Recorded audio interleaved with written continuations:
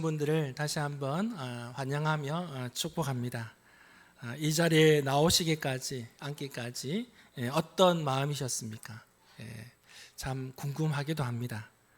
평소 중요하게 여기던 가족이나 친구, 또 지인의 간곡한 그런 요구와 부탁으로 또 이렇게 오신 분들도 계실 것이고, 마음 한구석에 뭔가 허전함과 또 삶에 대한 여러 가지 풀리지 않는 그런 숙제와 같은 일들, 문제들, 그것을 또 찾고자 하는 마음에서 발걸음을 옮기신 분들도 계실 것입니다.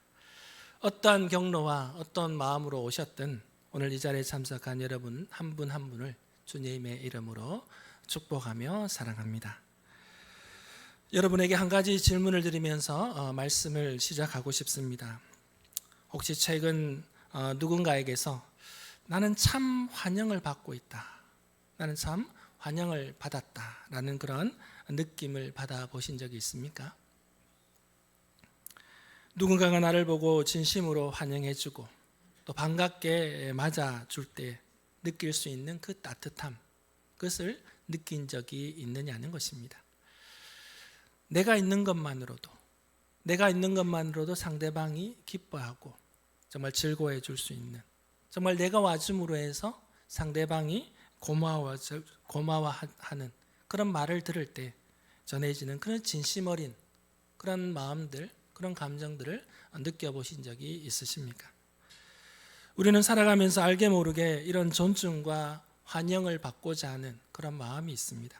그리고 이 존중과 환영의 경험이 얼마나 소중한지 우리는 잘 알고 계실 것입니다. 그러나 반대로 우리가 수많은 사람들 사이에 섞여 있다 할지라도 내가 어디에도 온전히 속하고 있지 못하다는 느낌, 뭔가 여기에 이방인처럼 느껴지는 그런 소외감을 느껴본 적은 없으십니까? 내가 과연 이 자리에 있어도 되는 걸까? 내가 과연 이 모임에 끼어도 되는 걸까? 라고 하는 그러한 불안감과 쓸쓸함, 그런 것을 느껴본 적은 없으십니까? 오늘 교회에 오시면서 환영 받으셨습니까? 우리가 환영을 한다고 했는데 환영하는 입장이 아니라 환영받는 분들이 나는 환영을 받았다라는 것이 중요하니까 여러분 어떠셨습니까? 환영 받았다는 느낌이 드십니까? 안 드십니까? 우리 경상도 사람들은 좀 이렇게 좀 표현하기를 좀 잘 안 하죠. 속으로는 환영받으면서도 환영받는다고 하면은 다른 사람들은 가만히 있으니까 이렇게 말을 못하는 경우가 있는데 충분히 환영을 받으셨을 줄로 믿습니다. 그래서 다시 한번 교회 이 자리, 예배 이 자리에 오신 분들을 환영하며 축복합니다. 현대인들은 참 바쁘게 살아갑니다. 아침 일찍 일어나서 직장과 일터를 나가는 것을 보게 됩니다. 그리고는 그 맡겨진 일들을 묵묵하게 최선을 다해서 그렇게 일에 몰두하다가 밤이 되면 자기 개발에도 몰두를 하고 또 스마트폰을 열어서 SNS를 통해서 타인의 삶을 이렇게 들여다보기도 합니다. 이렇게 하는 이유가 무엇일까요? 끊임없이 자기 개발을 한다든지 또 요즘은 얼마나 간편한 시대에 스마트폰을 가지고 물건도 구입할 수 있고 다른 사람의 삶도 볼 수 있는 그런 시대가 아닙니까? 무언가를 끊임없이 배우고 찾고 하는 이유가 무엇일까요? 우리 안에 뭔가 허전함, 공허함이 있다는 것이 아닐까요? 무언가를 끊임없이 찾고 채우려고 하지만 정작 내 마음이 진정으로 갈구하는 것이 무엇인지를 모른 채 우리는 공허함을 느끼면서 살아갈 때가 많다는 것입니다. 다른 사람이 하니까 따라 해보는, 뭔가 하지 않으면 불안한 그런 모습이니까 남이 하는 대로 따라가는 그런 경향들이 있는 것입니다. 어느 저명한 심리학자는 현대인의 가장 깊은 내면적 욕구를 한 단어로 이렇게 정의를 내리고 있었습니다. 바로 관계라고 그렇게 정의했었습니다. 돈도 중요하고 명예도 중요하고 성공도 중요하고 행복도 중요하지만 그 모든 우리가 추구하는 것의 밑바탕에 무엇이 있느냐? 그 밑바탕에는 내가 다른 사람과 누군가 연결되고 싶고 내가 있는 그대로 그 다른 사람이 나를 수용해 주는 그 사람을 만나고 그 사람과 연결되고 싶다는, 관계를 갖고 싶다는 그러한 깊은 충동이, 욕구가 우리 안에 내재되어 있다는 것입니다. 아무리 부유해도 혼자이면 어떨까요? 외롭습니다. 아무리 내가 성공을 했다 할지라도 그 기쁨을 진정으로 나눌 사람이 없다면 인생은 공허할 수밖에 없는 것입니다. 우리는 누구나 사랑받고 싶고 인정받고 싶고 안전하게 속할 수 있는 그런 안식처를, 그런 모임을 우리가 원하는 것입니다. 오늘 우리가 읽은 성경 말씀인 요한복음 1장 9절에서 13절에는 이렇게 삶의 근본적인 목마름, 뭔가 찾고자 하지만 찾을 수 없고 뭔가 채우고자 하지만 채워지지 않는 그 외로움을 해결해 줄 놀라운 진리가 오늘 말씀 속에 담겨져 있다는 것입니다. 성경은 하나님의 아들이신 예수 그리스도께서 이 땅에 오신 사건을 바로 오늘 본문은 빛을 비유해서 우리에게 이렇게 설명해 주고 있습니다. 말씀을 보시면 참빛 곧 세상에 와서 각 사람에게 비추는 빛이 있었나니 그가 세상에 계셨으며 세상은 그로 말미암아 지은 바 되었으되 세상이 그를 알지 못하였고 자기 땅이 오매 자기 백성이 영접하지 아니하였으나 영접하는 자 곧 그 이름을 믿는 자들에게는 하나님의 자녀가 되는 권세를 주셨으니. 여기서 우리는 아주 중요한 삶의 진리를 발견할 수 있습니다. 성경은 우리가 살아가는 이 세상이 또 우리 자신의 인간의 내면이 바로 마치 어둠과 같다라고 그렇게 표현을 해주고 있습니다. 왜 그러면 우리가 이토록 어둡고 외롭고 방황하며 참된 만족을 누리지 못하며 살아가는 것일까요? 그 이유를 오늘 본문 10절에서 이렇게 말씀하고 있습니다. 나를 만드신 창조주 하나님은, 그 창조주 하나님을 우리 인간이 알지 못하고 오히려 잃어버렸기 때문이다 라고 우리에게 가르쳐 주고 있습니다. 즉 생명의 근원이신 그 하나님, 그 하나님과 단절된 채 어둠 속에서 남겨졌기에 우리는 본능적으로 우리는 공허하고 외로움 속에, 어둠 속에 살아갈 수밖에 없다라고 말해주고 있는 것입니다. 그래서 사람들은 이 어둠 속에서 평생 질문을 하면서 치열하게 싸우고 있죠. 그 질문들을 보면 나는 누구인가? 나는 누구일까요? 나는 누구인가라는 질문. 그렇다면 내 삶의 진정한 목적은 무엇인가? 우리가 살아가는 이유, 우리가 살아가는 목적이 과연 무엇이냐는 것입니다. 그리고 나는 어디에서 와서 어디로 가는 존재인가라는 질문이죠. 나는 누구이며 내 삶의 목적은 무엇이고 나는 어디에서 왔으며 어디로 가는가? 그러한 근본적인 질문에 우리는 부딪힐 때가 있습니다. 그래서 어떤 사람들은 이 질문에 답하고자 자신이 가진 학위로 그렇게 증명하려고 합니다. 내가 어느 대학교에 나왔다라고 그렇게 하면서 자신의 존재를 드러내기도 합니다. 또 어떤 사람들은 직장에서의 직책으로 자신을 증명하려고 합니다. 내가 어느 회사의 대표이고 과장이고 부장이고 그런 것으로 자신을 정의하려고도 합니다. 또 어떤 사람은 자기가 가진 그 소유의 양으로서 우리에게 자신을 증명하려고도 하죠. 나는 이만큼 가진 사람이라는 것을 말하고 있습니다. 그런데 가만히 한번 우리가 생각해 보십시다. 만약 그가 학위로서 자기를 증명했다면 그 학위가 빛을 발하거나 평생을 바친 직책에서 그가 내려온다거나 또 내가 가진 물질이 한순간에 사라지게 된다면 과연 그 사람은 어떻게 되는 것일까요? 자신을 학위로, 직책으로 가진 것으로 드러냈는데 그것이 무너져 버린다면 어떻게 자신을 정의하겠느냐는 것입니다. 그 조건들이 사라지는 순간 그는 오히려 더 극심한 정체성의 혼란을 겪게 될 것입니다. 그렇다면 인간의 진정한 정체성, 이 인간의 진정한 정체성은 어떻게 표현될 수 있을까요? 우리가 무엇을 소유했느냐, 어떤 성과를 냈느냐, 그것이 자기의 정체성을 드러낼 수 있는 것이 아니라 우리의 진짜의 정체성은 타인에 의해서 자신의 정체성이 증명될 수 있다는 것입니다. 내가 나를 아무리 드러내려고 한다 할지라도 기반이 무너지면 자신을 드러낼 수 없지만 타인이 나를 인정해 줄 때 나의 정체성이 세워지게 되는 거죠. 근데 그 타인 역시도 똑같이 변할 수 있는 것입니다. 우리 감정이 변하듯이 마음이 변하고 상황이 달라지게 되면 그 다른 사람이 나를 정의해 둔 그 정체성도 무너질 수 있는 것이죠. 그러나 그 타인에 의해서 우리의 정체성을 드러내게 될 때 그 타인이 흔들리지 않는다면, 변함이 없다면 우리의 정체성은 끊임없이 똑같은 모습으로 나타나게 된다는 것입니다. 그래서 우리의 진짜 정체성은 누가 나를 변함없이 사랑하고 있느냐, 나를 보고 있느냐에 의해서 자신의 정체성이 그렇게 정의가 된다는 것입니다. 쉽게 예를 들어보면 우리의 부모님을 생각해 보십시다.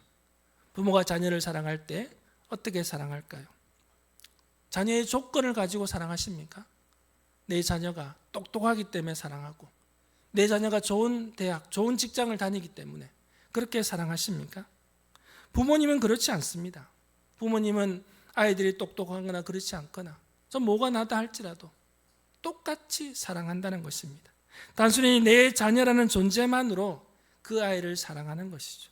그래서 그 자녀는 부모에 의해서 그 정체성을, 온전한 정체성을 가질 수가 있는 것입니다. 놀랍게도 하나님 사랑 또한 똑같다는 것입니다. 부모님이 우리 자녀를 사랑하듯이 우리 아버지 되신 하나님께서도 그 부모님의 사랑을 넘어서서 우리를 똑같이 변함없이 사랑해 주는 것이 바로 하나님의 사랑인 것입니다. 오늘날 우리 사회는 물질적으로 풍요하고 또 기술적으로도 고도의 기술을 가지고 있는 그런 시대에 우리가 살아가고 있습니다. 그러나 역설적이게도 그 어느 때보다 우리는 외롭고 더 고독함에 시달리며 살아가고 있다고들 합니다. 우울증과 불안장애를 호소하는 이들이 매년 급증해 나가는 것을 우리는 볼 때 그것을 우리가 사실로 받아들일 수밖에 없는 것입니다. 그렇다면 왜 우리는 더 좋은 세상, 더 편리한 세상, 더 풍요로운 세상에 살면서 왜 더 외로움과 쓸쓸함과 공허함을 느끼며 살아가는 걸까요? 근본적인 원인은 우리 존재의 가장 중심에 있어야 할 참된 속함을 잃어버렸기 때문이다라고 성경은 우리에게 가르쳐주고 있는 것입니다. 앞서 말씀드린 대로 우리 인간은 본질적으로 뭔가 안전한 곳에 속하고자 하는 그런 본능을 가지고 있습니다. 누가 나를 보호해주고 있느냐, 누가 나를 안전하게 지켜주고자 하는 그 절대자를 찾고 있는 것입니다. 그래 높은 학위를 가지는 것도 그 학위가 나를 지켜주고자 하는 마음이 있기 때문에 가지는 것이 아니겠습니까? 물질을 더 많이 소유하는 이유가 무엇일까요? 그 물질이 나를 안전하게 지켜줄 것 같은 그런 갈망 때문에 물질을 소유하는 것이 아닐까요? 그러나 성경은 우리에게 그렇게 말해주고 있지는 않습니다. 우리가 이 땅에 처음 만들어질 때부터 우리는 결코 혼자가 아님을 말씀해 주고 있습니다. 하나님 우리를 처음 만드실 때부터 깊은 관계를 가질 수 있는 그런 존재로 창조해 주셨습니다. 창세기 1장 27절을 보면 하나님이 자기 형상, 곧 하나님의 형상대로 사람을 창조하시되 남자와 여자를 창조하시고 라고 기록하고 있습니다. 하나님께서 우리 인간을 창조하실 때 자기 형상, 하나님의 형상, 하나님의 형상대로 우리를 창조해 주셨다는 것입니다. 이 하나님의 형상을 따라 지어졌다는 것은 놀라운 의미를 가지고 있는 것입니다. 그것은 바로 하나님과의 깊은 관계, 그 관계를 가질 수 있도록 창조되었다는 것이죠. 바로 그 관계 안에는 내가 사랑하고 또 사랑받고 싶어하는 그런 갈망이 우리 마음에 원래부터 심겨져 있었다는 것입니다. 그래서 우리는 누군가와 그 사랑을 나누기를 원하는 것이죠. 그래서 그 관계를 통해서 우리는 인격적인 그런 관계를 맺고 함께 자라나고 성장해 나가는 것입니다.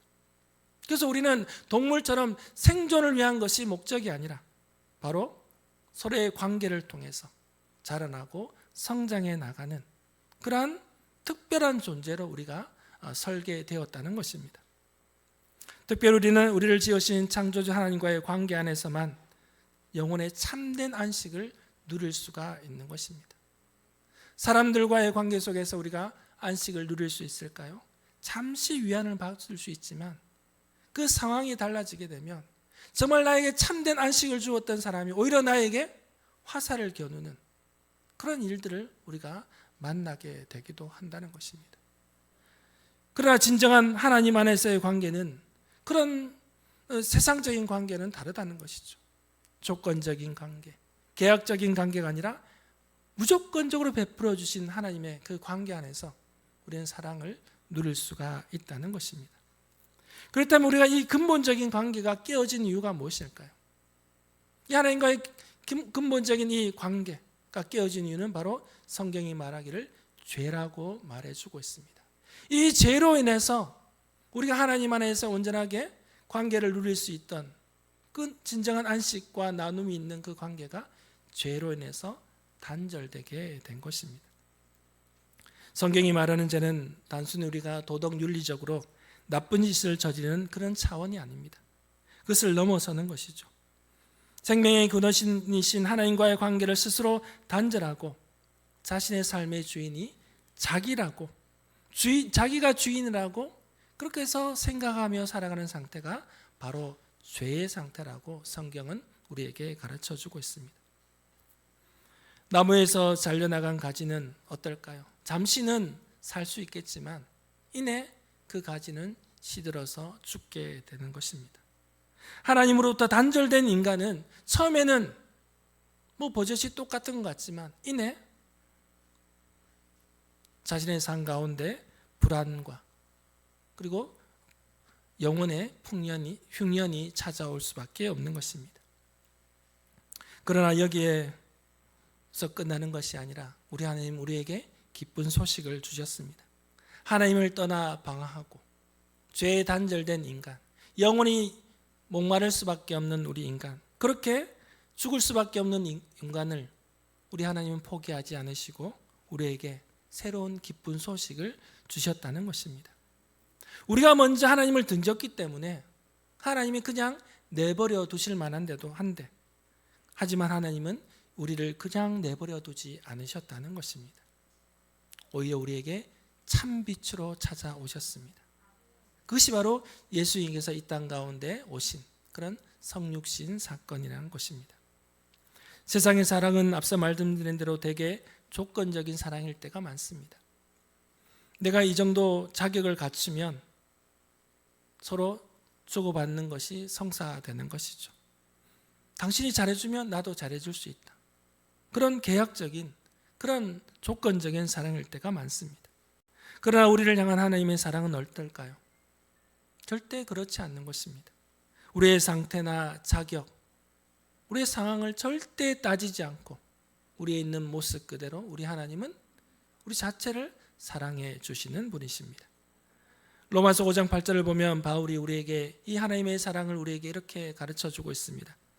우리가 아직 죄인 되었을 때에 그리스도께서 우리를 위하여 죽으심으로 하나님께서 우리에 대한 자기의 사랑을 확증하셨느니라. 아멘. 언제 우리를 사랑하셨다고요? 그렇습니다.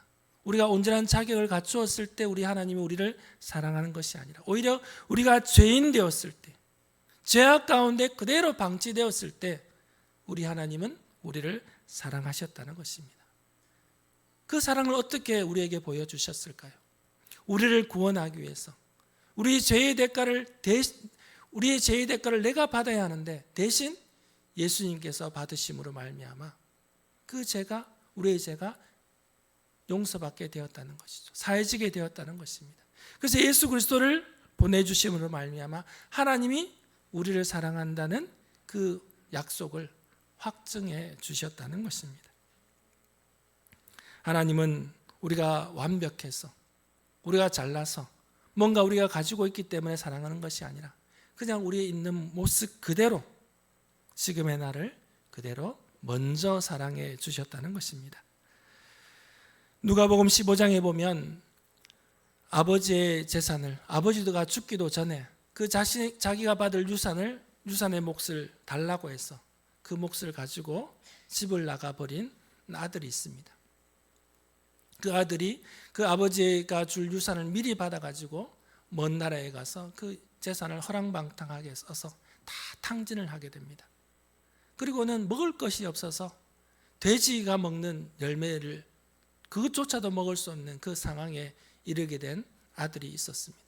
그러면서 옛날 아버지의 집에 있었을 때의 일을 기억하면서 아버지의 집에 있다면 그 종들도 굶어 죽진 않을 텐데 이제는 아버지의 아들이 아니라 내가 아버지의 집의 종으로서 내가 가야겠다라고 해서 그러한 용기를 내서 아버지의 집으로 찾아가게 됩니다. 전 재산을 탕진하고 돌아오는 그 아들을 아버지가 발견하게 되었습니다. 그 아버지는 어땠을까요? 여러분이 그 아버지라면 어떻겠습니까? 여러분의 자식이, 아들이 그 모든 것을 탕진하고 거짓골로 돌아온다면 어떻게 그 아들을 맞이해 줄 수 있을까요? 이 아버지는, 성경에 나타난 예수님께서 비유를 들으신 아버지는 그 먼 곳에서 자기 아들임을 알아보고 달려가서 끌어안고 입을 맞추고 집에 데리고 와서 씻기고 새 옷을 입히고 그 아들을 위해서 잔치를 베풀어 주었다는 것입니다. 그 마음이 바로 하나님의 마음인 것입니다. 하나님께서는 말로만 사랑한다라고 그렇게 말하지 않으셨습니다. 우리를 구원하기 위해서, 우리를 그 죄에서 회복시켜 주기 위해서 자기 아들 독생자 예수 그리스도를 그 죽음의 상황에 내어주신 분이 바로 하나님이시고 그 하나님의 사랑을 우리에게 확증해 주셨다는 것입니다. 깨어진 관계를 회복하기 위해서는 반드시 대가가 따르게 되는 것이죠. 자녀가 세상에서 큰 빚을 지고 절망하고 있을 때 그 자녀를 살리기 위해 대신 빚을 갚아주는 부모의 심정처럼 예수님께서는 우리가 하나님을 떠나 지었던 모든 죄를 다 그 죄의 대가를 해결하기 위해서 그렇게 십자가를 지시고 십자가에 죽으셨습니다. 그리고 우리의 모든 죄를 예수님이 다 청산해 주신 것입니다. 그리고 그것으로 끝난 것이 아니죠. 그리고는 예수님께서 사흘 만에 다시 부활하심으로 말미암아 죽음과 절망이 끝이 아니라 하나님 안에서 새로운 삶이 있음을 우리에게 그가 부활하심으로 또 보여주셨던 것입니다. 그렇다면 오늘 이 자리에 초청받아 오신 분들, 또 이 자리에 처음 예배 자리에 오신 분들, 그렇다면 우리가 이 놀라운 참빛, 이 구원을, 영원한 생명을 얻기 위해서 우리가 할 수 있는 일은 과연 무엇일까요? 그렇다면 이 하나님의 사랑 가운데 내가 들어갈 수 있는 방법은 무엇일까요?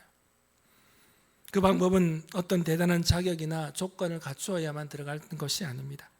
우리가 해야 할 단 한 가지는 그 빛으로 이 땅 가운데 오신 주님을 내가 받아들이기만 하면, 그분을 영접하기만 하면 우리는 이 놀라운 은혜를 경험하게 되는 것입니다. 오늘 본문이 우리에게 이렇게 말씀하고 있습니다. 영접하는 자, 따라 하시겠습니다. 영접하는 자, 곧 그 이름을 믿는 자들에게는 하나님의 자녀가 되는 권세를 주셨으니. 아멘. 그렇습니다. 영접하면 되는 것입니다. 영접한다는 것은 내 삶에 그분을 기쁨으로 모시는 것입니다. 지금까지 내 인생의 주인이 나인 줄 알고 그렇게 살아왔는데 살아보니 외롭고 고독하고 뭔가 공허함이 많이 있었다는 것이죠. 그래서 내 마음의 문을 열고 보니 이 주님이 우리 인간의 문제를 다 해결하심을 들어보니 그 주님을 내가 이제 영접해야 되겠다는 것입니다. 그래서 주님이 나의 참된 주인이 되어주셔서 이제는 내 삶의 주인이 나였다면 이제 내 삶의 주인을 우리 주님께 내어드리는 것입니다. 이 고백과 함께 우리의 삶 가운데는 놀라운 변화가 일어나게 되는 줄로 믿습니다. 주님을 영접하게 되면 우리 삶 가운데 이러한 놀라운 변화가 일어나게 되는데요. 세 가지의 변화입니다. 첫 번째로는 우리의 영적인 신분이 달라지게 되는 것입니다. 우리는 세상 가운데 홀로 버려진 그런 고아가 절대 아니라는 것입니다. 우주 만물을 창조하신 전능하신 하나님께서 이제 나의 아버지가 되시고 그 아버지의 사랑받는 자녀가 되었다는 것입니다. 그래서 이 신분이 주는 평안, 나는 이 세상을 창조하신 그분 하나님, 그 하나님 아버지의 아들이 되는 것입니다. 그 이 신분이 주는 평안함으로 말미암아 우리는 어떠한 어려움에도 환경에도 흔들리지 않을 수 있는 것입니다. 그리고 내가 힘이 있고 내 능력으로 사는 것이 아니라 우리 아버지께서 주시는 힘과 능력으로 우리는 살아가기 때문에 우리의 영적인 신분이 완전히 이제 바뀌게 된 것입니다. 두 번째로는 우리의 삶에 참된 소망이 생기는 것입니다. 살아가다 보면 질병이 찾아오고 예기치 않는 실패와 좌절을 우리가 맛보기도 할 것입니다. 그러나 우리 주님을 믿는 자들에게도 이러한 것들이 찾아오지만 우리가 참된 소망 가운데 있는 것은 우리 주님과 함께 이 모든 어려움을 함께 이겨낼 수 있다는 소망인 줄로 믿습니다. 우리의 질병으로 죽는 것이 아니라 이 질병을 통해서 새롭게 하시는 하나님을 만날 수 있는 것입니다. 물질적인 어려움을 처했다고 우리 모든 것이 다 실패가 아니라 그 좌절 끝에서 만나시는 하나님으로 말미암아 새로운 길을 열어주시는 하나님을 우리는 만날 수가 있다는 것입니다. 세 번째로 우리의 삶이 이제 참된 의미를 갖게 되는 것입니다.